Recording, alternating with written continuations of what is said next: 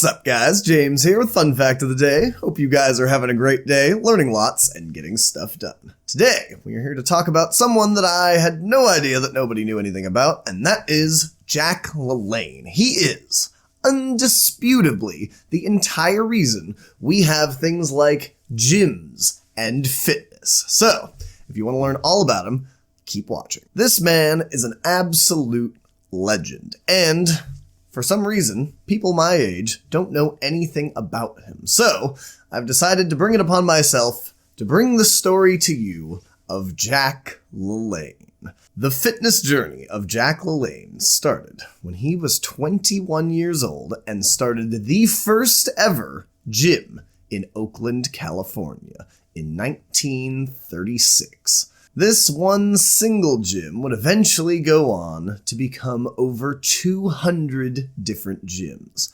On top of that, Jack Lalanne, he didn't just invent gyms. He actually invented most of the equipment that's used in them, including, but not limited to, the leg extension machine, all cable pulley machines, and the Smith machine. So, without Jack Lalanne, first of all, we wouldn't have gyms, and second of all, those gyms, if we did end up inventing them anyway, would be completely empty.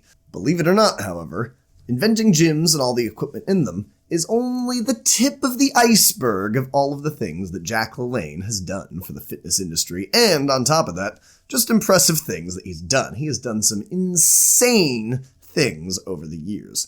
The first of which isn't that insane, but is still very impressive, is he started the first ever fitness TV show. It was back in the 50s, and it ran for over 30 years. Basically, it started as a morning show, a little 15-minute snippet between two morning news station segments that he actually paid for himself in order to promote his gym. And then, over time, it became a phenomenon. Basically, what it was him in a little jumpsuit, I'll put a picture right here, teaching people how to work out at home and getting them excited and fired up about it. He would use things like chairs and tables and couches on set to teach people to do basically the exact same things at their house. This was years before anything like Jane Fonda had ever even come out. They got the inspiration, of course, from him. Then, in his 40s, during some of this, he decided to start doing some crazy impressive feats of strength and fitness in order to promote generic fitness and health and to promote his gym and his brand. Because he did so many insane things, I'll just touch on a few, but I'll put a link down below if you want to check out all of them. The first one was in 1954 at age 40 when he strapped on 140 pounds of scuba diving gear and swam underwater the entire time with no fins, 1.7 miles all the way across the length of the Golden Gate Bridge. Then the next year, he decided to up the ante a little bit, and he swam from Alcatraz Island all the way to Fisherman's Wharf, which was almost 2 miles, in open ocean, handcuffed. Yeah, handcuffed. Then the next year, when he was 42, he decided to go on a TV show and do 1,033 push-ups in 23 minutes on live television, just to promote his show and show that you could actually do something that crazy. Then, after a few crazy swimming feats, he decided to get back on live TV to promote his show and do 1,000 chin-ups and 1,000 jumping jacks in under an hour and a half. He said this was the hardest thing he ever did because during the 1,000 chin-ups, the skin on his hands had started to peel off until he had none left.